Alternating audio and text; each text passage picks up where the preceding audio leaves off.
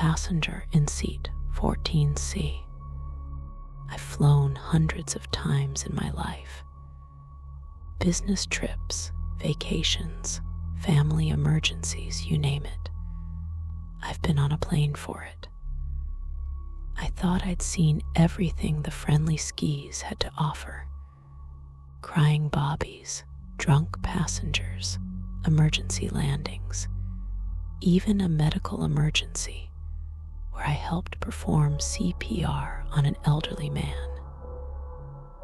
But nothing, absolutely nothing, could have prepared me for Flight 227 from Boston to Seattle on October 9th, 2024.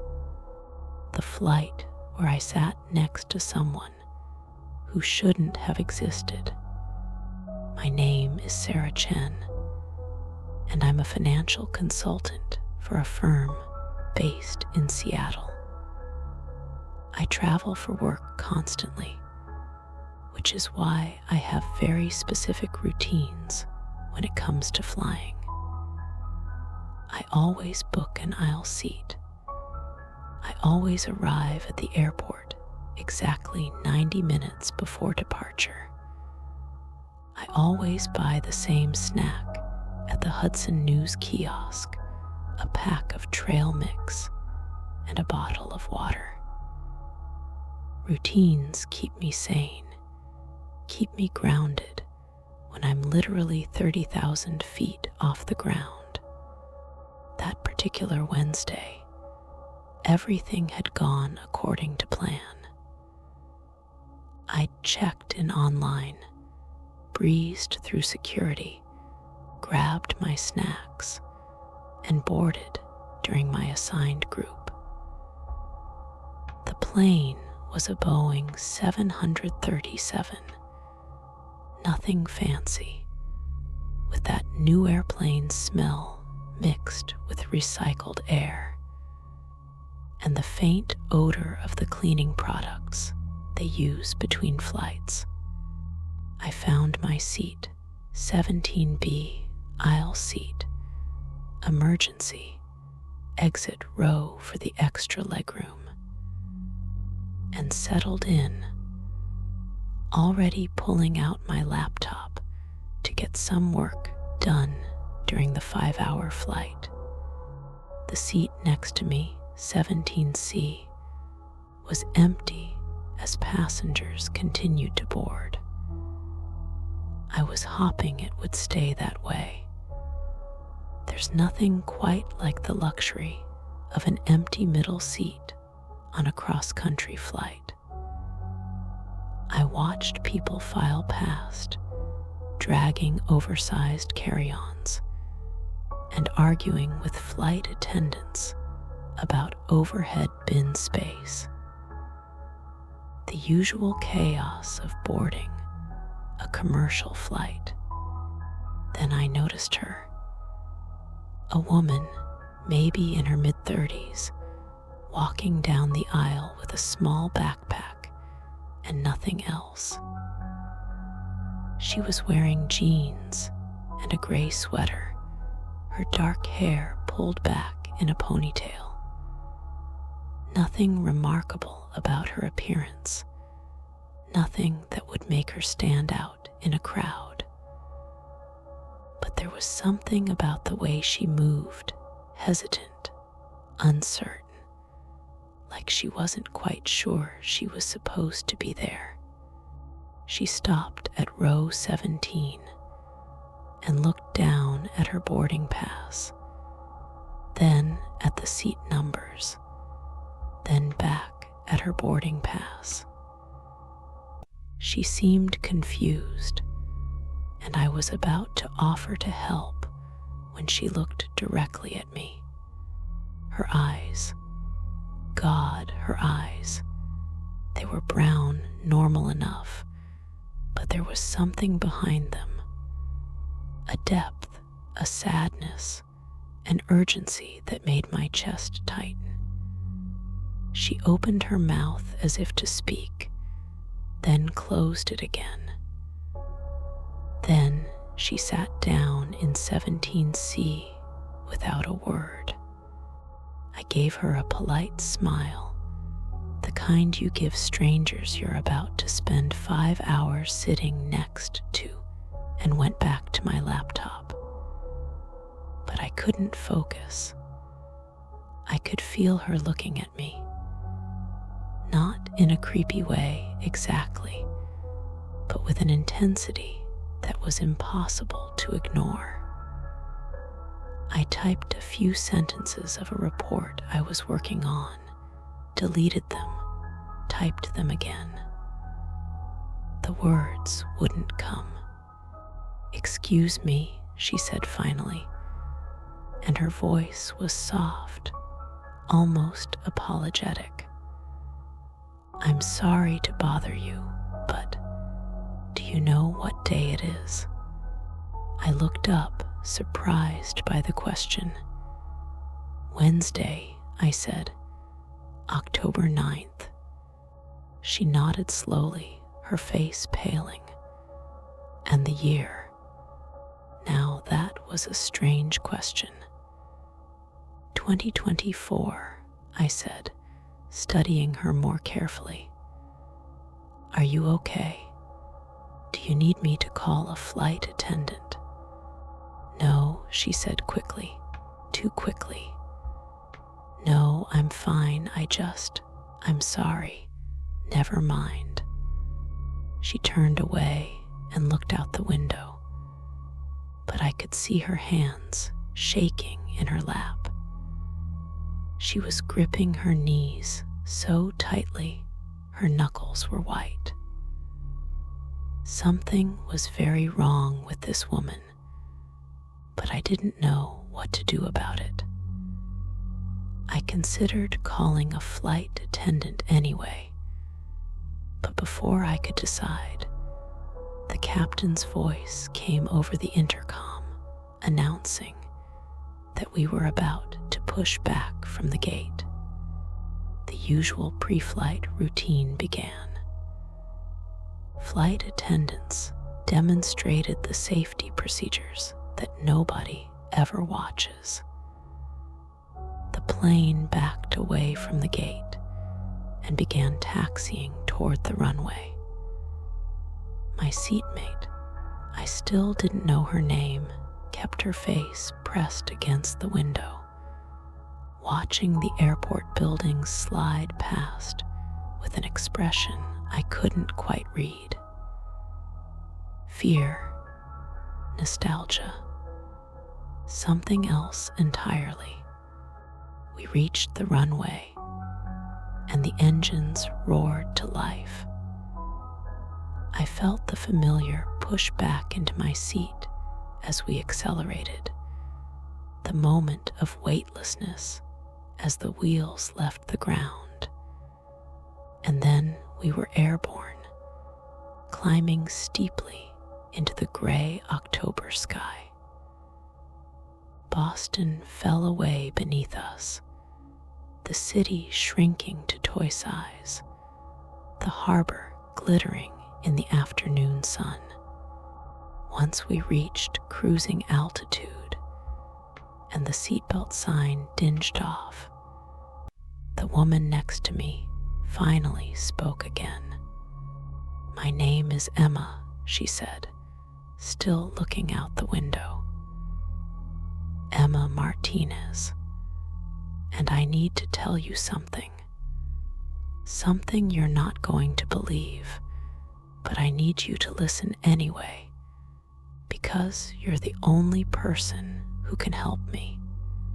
I closed my laptop and turned to face her fully. "Okay," I said slowly. "I'm listening." She took a deep breath, her hands still trembling. "I died on this flight," she said.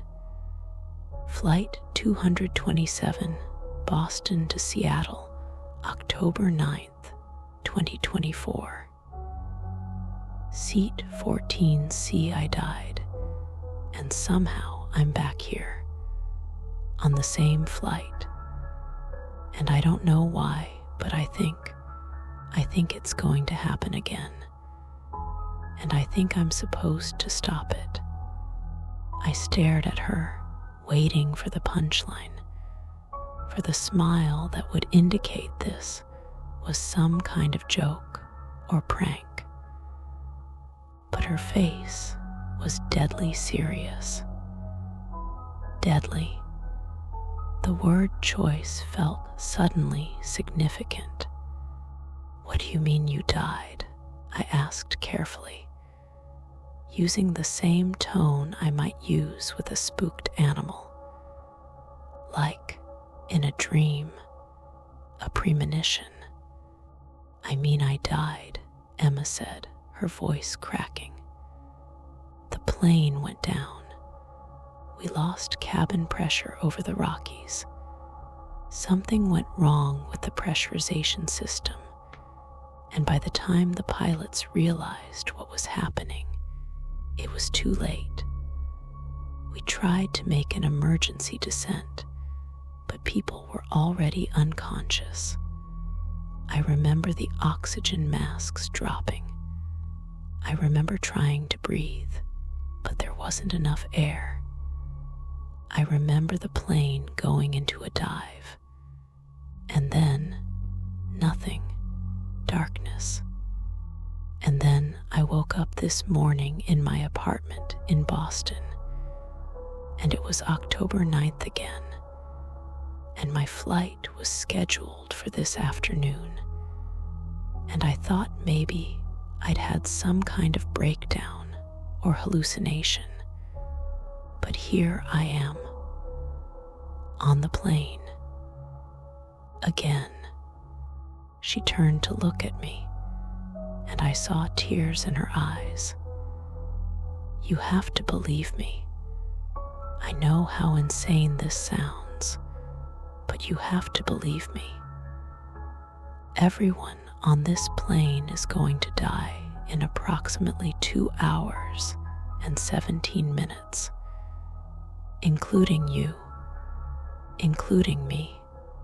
Again, my rational mind was screaming that this woman was having a mental health crisis, that I should absolutely call a flight attendant and have her removed from the plane at the next opportunity.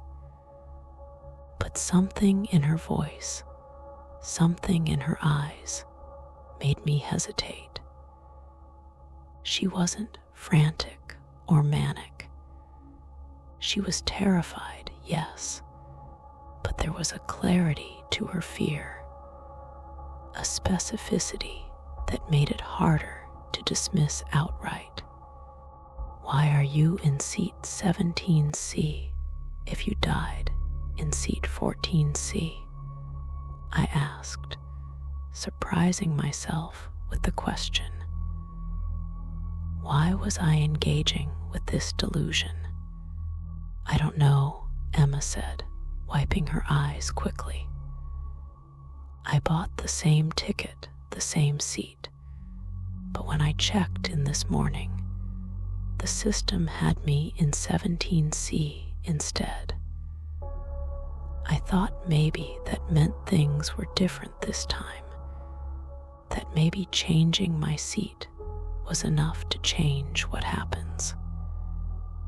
But now I'm here, and everything feels exactly the same, and I don't think a different seat is going to matter when the whole plane—" She stopped abruptly, her eyes going wide. She was looking past me, down the aisle toward the front of the plane. I followed her gaze and saw a flight attendant walking toward us with the beverage cart, smiling pleasantly. "No," Emma whispered. "No, no, no, it's too early. The beverage service isn't supposed to start yet. That's wrong. That's different. Maybe it's a good thing that something's different," I offered, though I felt foolish even saying it. I was playing along with a stranger's apparent delusion at 30,000 feet. Or maybe it means I'm remembering wrong, Emma said, her voice rising slightly. Maybe I'm losing my mind. Maybe I am crazy, and none of what I remember actually happened. And I'm just... Ma'am, the flight attendant had reached our row. Can I get you something to drink? Emma looked up at her, and I watched the color drain completely from her face. What's your name? Emma asked, her voice barely above a whisper. The flight attendant looked slightly taken aback by the question, but recovered quickly with professional grace. I'm Jessica, she said. Jessica Torres. And you are? Emma made a sound that was half sob, half gasp. You have a daughter, she said. Sophia. She's 8. She's in 3rd grade, and her favorite color is purple, and she wants to be a veterinarian when she grows up. She has a dog named Pickles. You told me all of this last time, before we... She couldn't finish the sentence. Jessica's smile had frozen on her face, and she was staring at Emma with a mixture of confusion and alarm. How do you know that? She asked. Have we met before? Are you one of Sophia's teachers, or... We're going to crash, Emma said, and her voice was loud enough now that other passengers were starting to turn and look. The pressurization system is going to fail over the Rockies, and we're all going to die. You need to tell the pilots. You need to make them turn the plane around. You need to... Ma'am, I'm going to need you to calm down, Jessica said, her professional demeanor slipping. She pressed a button on the intercom near her hip, and I knew she was calling for backup. I put my hand on Emma's arm. Hey, I said softly. Emma, take a breath. She looked at me, and the desperation in her eyes was heartbreaking. You don't believe me, she said. Nobody believes me. They didn't believe me last time either, when I tried to tell them something was wrong. They thought I was having a panic attack. They gave me oxygen and told me to breathe, and I kept trying to explain. But by then it was too late, and 2 more flight attendants appeared, flanking Jessica. One of them was an older man with silver hair and a stern expression. The other was a young woman who looked barely out of college. Is there a problem here? The older flight attendant asked, directing his question at me rather than Emma. I think she's having a panic attack, I said, because it was the easiest explanation, the one that would cause the least disruption. The stress of flying, maybe.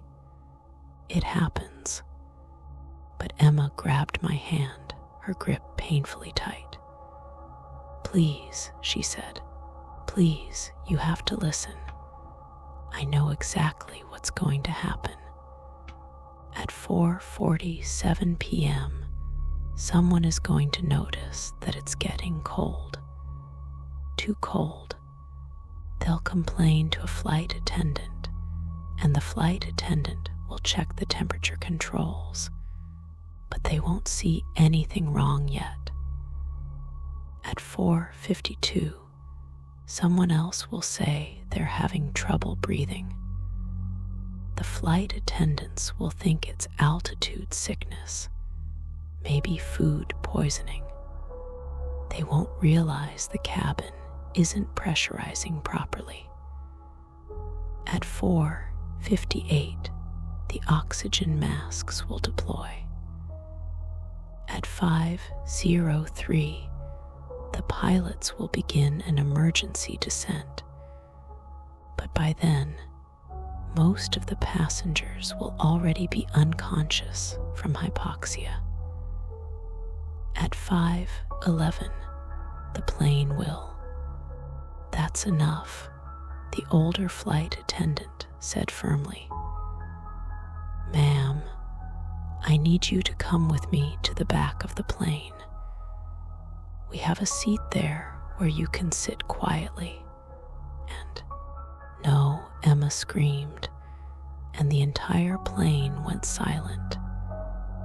Every head turned toward us. "I'm not crazy. This happened. This is happening. Check the pressurization system. Please, just check it. What harm could it do to just check?" The flight attendant exchanged glances with his colleagues, and I could see them making a decision. The older man spoke into his radio, quietly enough that I couldn't hear what he was saying.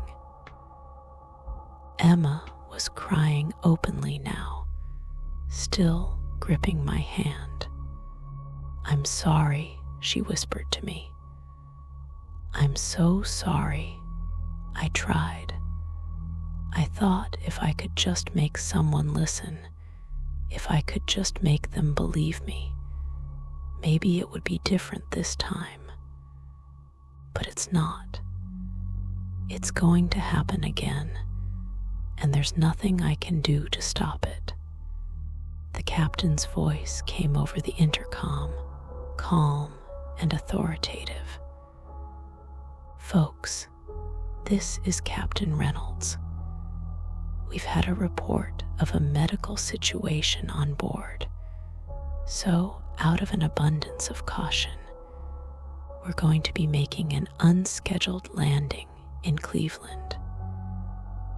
We should be on the ground in about 30 minutes. Flight attendants, please prepare the cabin." Emma looked up sharply, her tears stopping midstream. "What?" she said. "No, that's not. That didn't happen before. We didn't land in Cleveland. We kept flying. And then..." She stopped, realization dawning on her face. "It's different," she whispered. "Something's different." The older flight attendant leaned down, speaking quietly but firmly. "Ma'am, when we land, there will be medical personnel waiting to evaluate you. In the meantime, I'm going to need you to stay calm. Can you do that?" Emma nodded numbly, releasing my hand. She sat back in her seat, her face a mask of confusion and something that might have been hope. I didn't know what to say, didn't know how to process what had just happened. Was she genuinely having a breakdown, or was there something more to her story? The plane began its descent toward Cleveland. I watched Emma out of the corner of my eye. She was staring straight ahead, her lips moving silently, like she was counting or praying or trying to remember something. The other passengers had gone back to their devices and books, the excitement over. Just another in-flight disruption, something to tell people about when they landed. But I couldn't shake the feeling that something was wrong. Not with Emma necessarily, but with the whole situation. Because here's the thing, I checked the weather before boarding. Clear skies all the way to Seattle. No storms, no mechanical issues reported with the plane. So why did we just happen to have a medical situation that required an emergency landing right around the time Emma said something would go wrong? As the plane descended through the clouds and Cleveland came into view, Emma finally spoke again. "It's 4:43, she said quietly. 4 minutes before it was supposed to start. We're landing early. Maybe that's enough. Maybe changing the timeline even by a few minutes is enough to prevent it." "Prevent what?" I asked, finally voicing the question I'd been avoiding. "Emma, what exactly do you think is going to happen?" She looked at me with eyes that had seen something no one should ever have to see. "Catastrophic decompression," she said. "A failure in the pressurization system that the pilots don't catch until it's too late.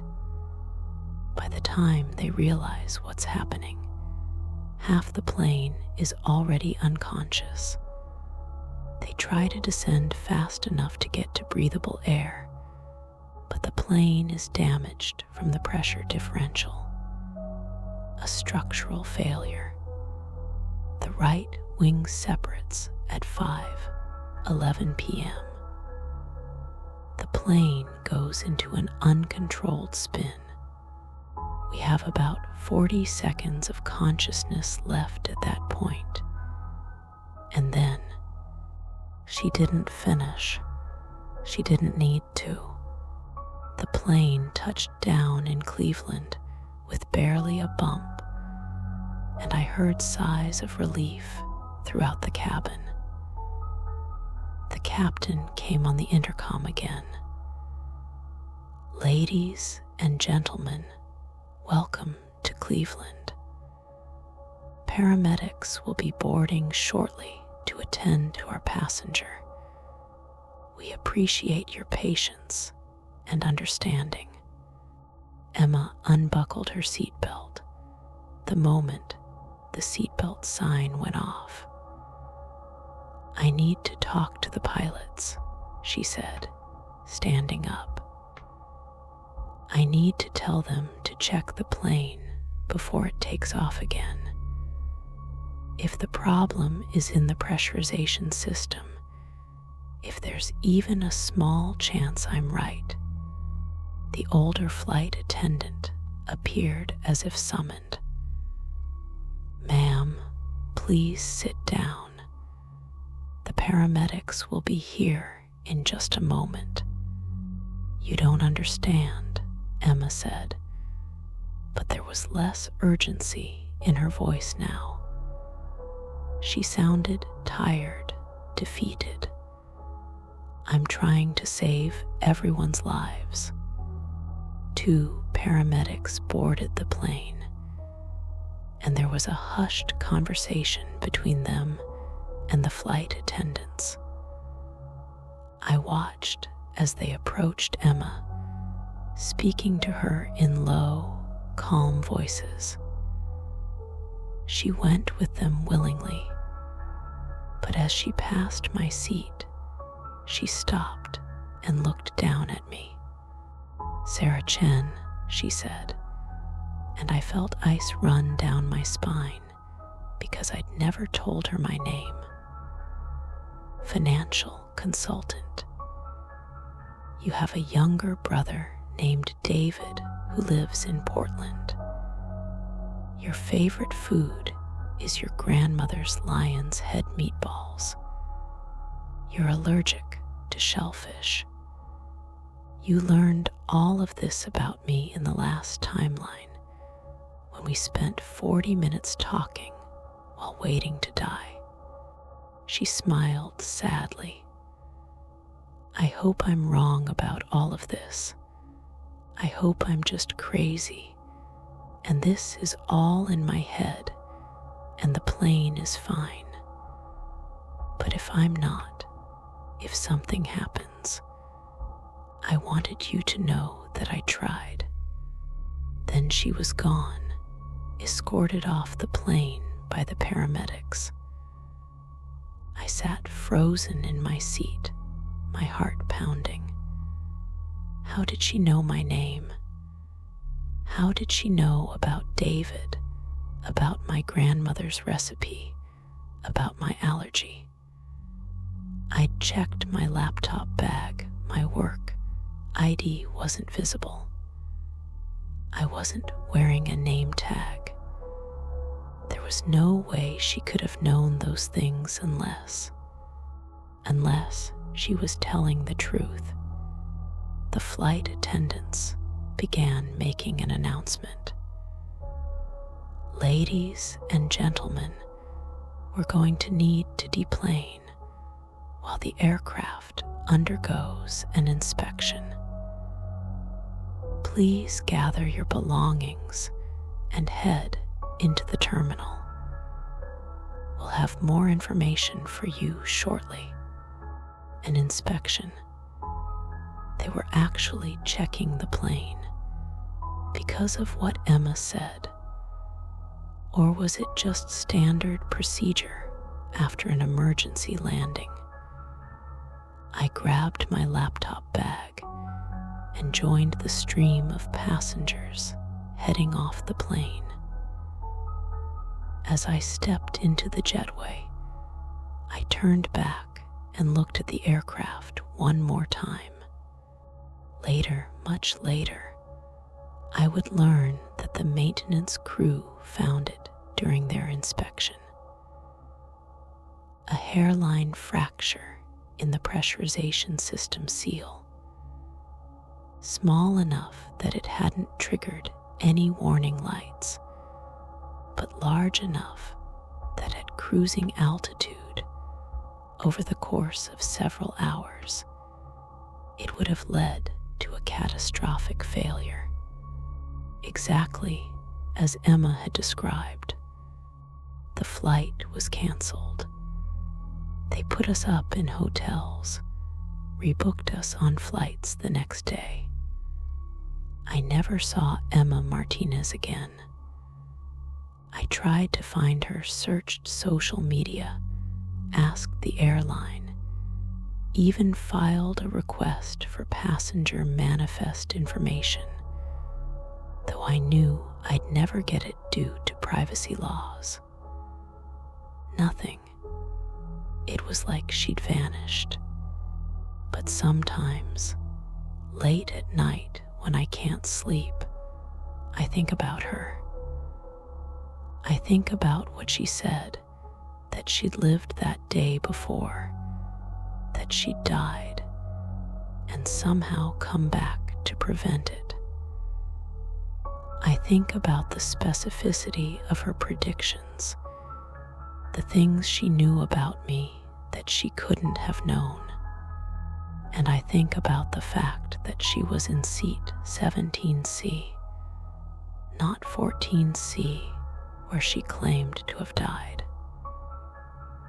I think about what that means in terms of the timeline, the choices we make, the seats we choose.